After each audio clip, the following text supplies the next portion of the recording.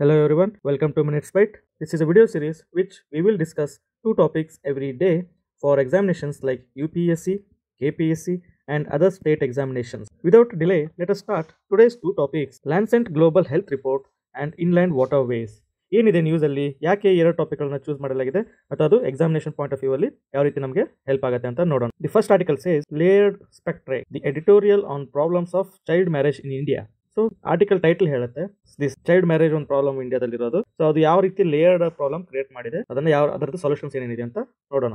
The farm distress, widespread of unemployment lead to the mass migration to the urban areas which in turn increases the homeless population. This segment with the highest number of child brides in cities. So farm distress ಆಗೋದ್ರಿಂದ unemployment ಇರೋದ್ರಿಂದ migration ನಾವು ನೋಡಬಹುದು urban ಏರಿಯಾದಲ್ಲಿ. ಅದೇ homeless population urban ಏರಿಯಾದಲ್ಲಿ ಜಾಸ್ತಿ child Bryde's ಗಳನ್ನ ನಾವು ಕಾಣಬಹುದಾಗಿದೆ ಅಂತ ರಿಪೋರ್ಟ್ ಹೇಳುತ್ತೆ. And child marriage is layered phenomenon and also related to the other issues. ಹೀಗಾಗಿ we shall see the report. Lancet ಏನ್ ರಿಪೋರ್ಟ್ ಕೊಟ್ಟಿದೆ ಅದ್ರ ಹೈಲೈಟ್ಸ್ ನೋಡೋದಾದ್ರೆ 1 in 5 girls, 1 in nearly 6 boys are still married off below the legal age in India. Should not come as a surprise. ನಾವು ಅದು surprise ಅಂತ ತಿಳ್ಕೊಳ್ಳೋ ಅವಶ್ಯಕತೆ ಇಲ್ಲ.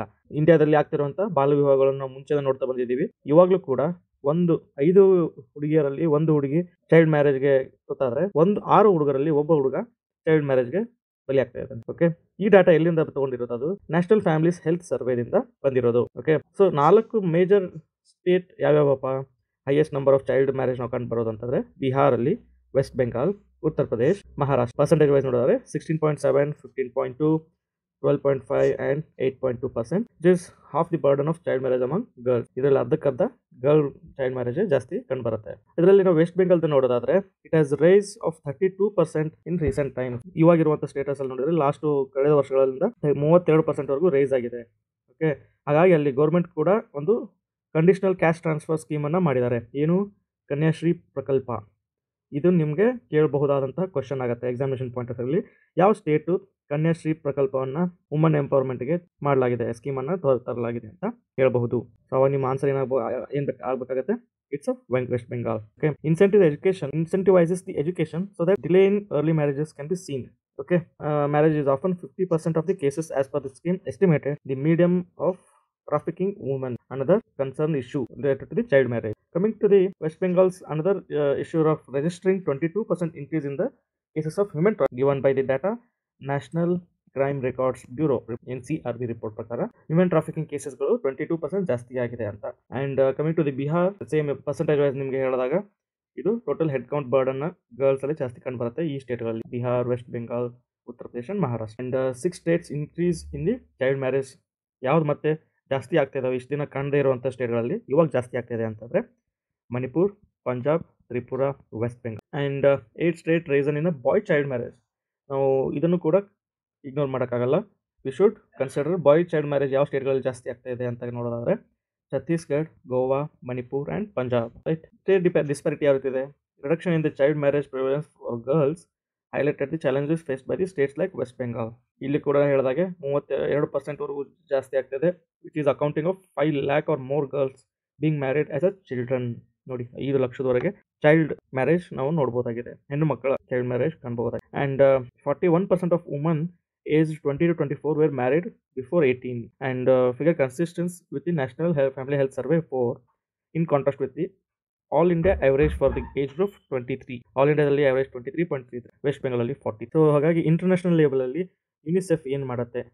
UNICEF in the sense United Nations children's fund. Okay, and it views child marriage as violation of human rights and identifies its detrimental impact on development of both girls and boys. ಹುಡುಗ ಮತ್ತು ಹುಡುಗಿ ಮೇಲೆ ಆಗುವಂಥ developmental ಇಂಪ್ಯಾಕ್ಟ್ಗಳನ್ನು UNICEF identify ಮಾಡುತ್ತೆ ಮತ್ತು ಮದುವೆಯನ್ನು, child ಮ್ಯಾರೇಜನ್ನು human rights violation ಅಂತ ಕನ್ಸಿಡರ್ ಮಾಡುತ್ತೆ ಯುನಿಸೆಫ್. ಜೆಂಡರ್ ಇನ್ಇಕ್ವಾಲಿಟಿ ಬಗ್ಗೆ ಹೇಳೋದಾದ್ರೆ obviously disproportionality of being brunt harmful practices. ಹುಡುಗಿರಲ್ಲಿ ನೋಡ್ಬೇಕಾದ್ರೆ ನೀವು it was more compare to boys being married as a child. Even SDG sustainable development goal 5 ಹೇಳುತ್ತೆ to achieve the gender equality and empower all the woman and girls by 20. So ಅದನ್ನು ಕೂಡ tackle ಮಾಡೋದಾಗತ್ತೆ if we tackle the issue of child marriage. Okay, the specifically ಹೇಳ್ಬೇಕಂದ್ರೆ 5.3 target ಏನು ಹೇಳುತ್ತೆ?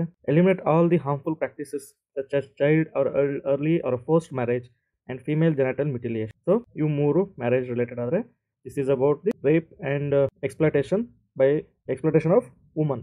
So ಇವೆರಡನ್ನು ನಾವು tackle ಮಾಡಿದ್ರೆ we will be covering the SDG 5.3 goal. That was the first topic. ನಿಮಗೆ ಸೆಕೆಂಡ್ ಟಾಪಿಕ್ ಅಂದರೆ ಇನ್ಲ್ಯಾಂಡ್ ವಾಟರ್ ವೇಸ್ ಬಗ್ಗೆ ಇದೆ. ಏನಿದು ಇನ್ಲ್ಯಾಂಡ್ ವಾಟರ್ ವೇಸ್? ಹೆಸರು ಹೇಳುತ್ತೆ ಇನ್ಲ್ಯಾಂಡ್, ನಮ್ಮ ಭಾರತದಲ್ಲಿ ಲ್ಯಾಂಡ್, ಮೇನ್ ಲ್ಯಾಂಡ್, ಇಲ್ಲಿ ಒಳಗಡೆ ವಾಟರ್ ವೇಸ್ ಇದೆ. ಸೊ ನಾವು ಸಮುದ್ರ ಮುಖಾಂತರ ಇಲ್ಲಿಗೆ ನಾವು ಟ್ರಾನ್ಸ್ಪೋರ್ಟ್ ಮಾಡಬಹುದು.